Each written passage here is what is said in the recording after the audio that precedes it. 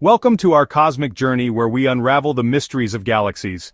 These swirling islands of light, vast beyond our wildest imaginations, are the fundamental building blocks of the universe. From the tiniest dwarf galaxies to the most massive elliptical giants, they populate the cosmos in a breathtaking tapestry of shapes, sizes, and histories.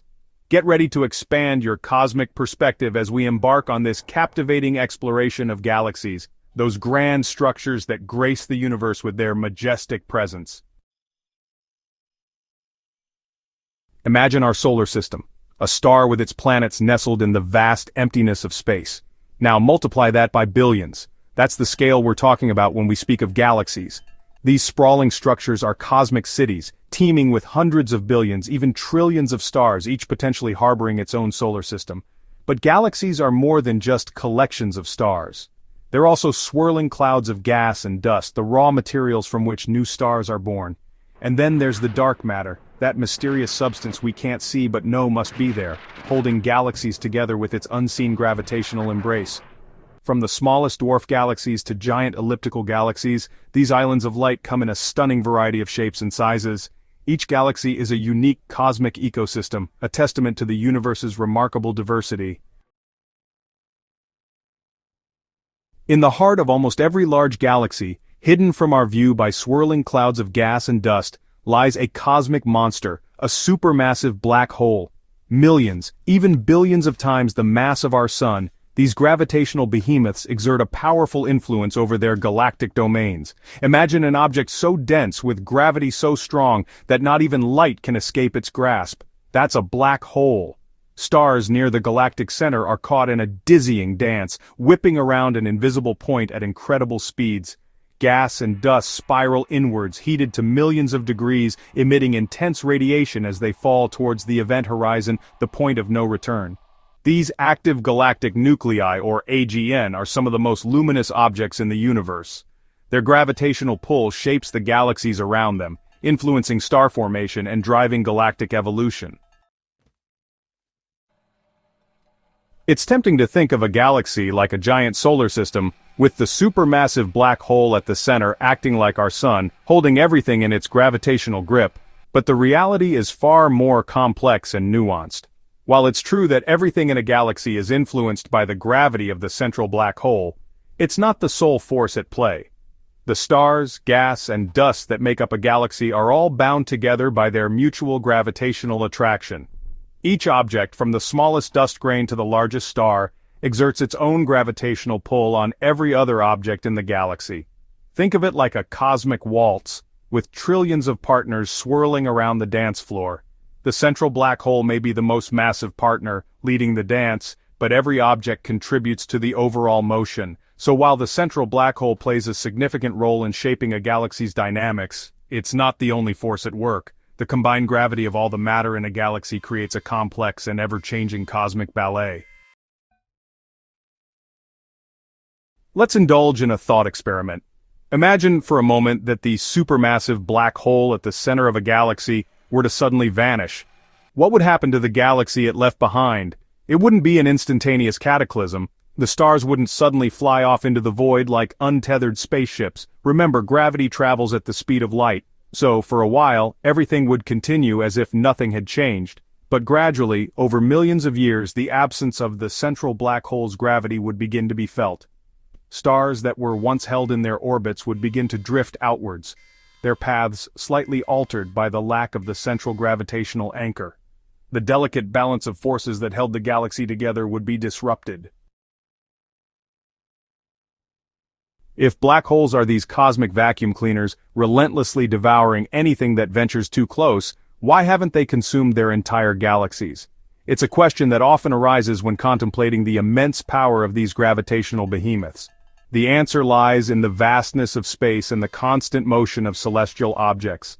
While a black hole's gravity is incredibly strong, its reach is finite. Beyond a certain distance, known as the event horizon, its pull weakens, and objects can maintain their orbits.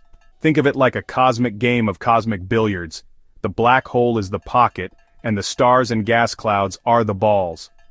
As long as the balls are moving fast enough and don't get knocked too close to the pocket, they can stay in play indefinitely.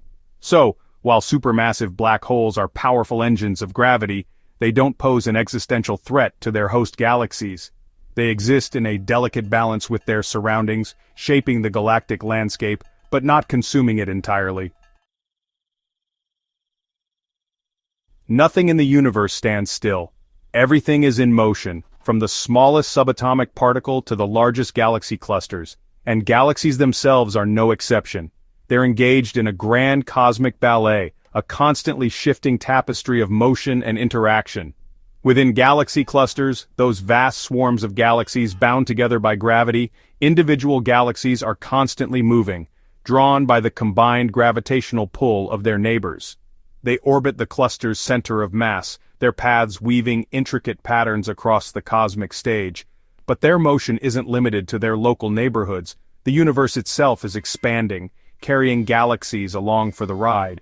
And as galaxies move through the expanding universe, they occasionally encounter one another, triggering bursts of star formation, distorting galactic shapes, and even leading to galactic mergers. Have you ever looked up at a clear night sky far from city lights and felt a sense of awe at the sheer number of stars? Now imagine that each of those stars is a grain of sand on a vast beach. That's the scale we're talking about when we try to comprehend the number of galaxies in the observable universe. Current estimates suggest that there are trillions of galaxies out there, each a swirling island of stars, gas, and dust. But how do we even begin to count something so vast? Astronomers use a variety of techniques, combining observations from powerful telescopes with sophisticated computer models. By counting the number of galaxies in these small patches of sky and extrapolating outward, astronomers can estimate the total number of galaxies in the observable universe. And with each passing year, as our telescopes become more powerful and our understanding of the universe deepens, that number continues to grow, reminding us of the universe's awe-inspiring vastness. The birth of a galaxy is a tale of gravity, gas, and time, a process that unfolded over billions of years from the universe's earliest moments. In the aftermath of the Big Bang, the universe was a sea of hot, dense gas, mostly hydrogen and helium, the simplest elements.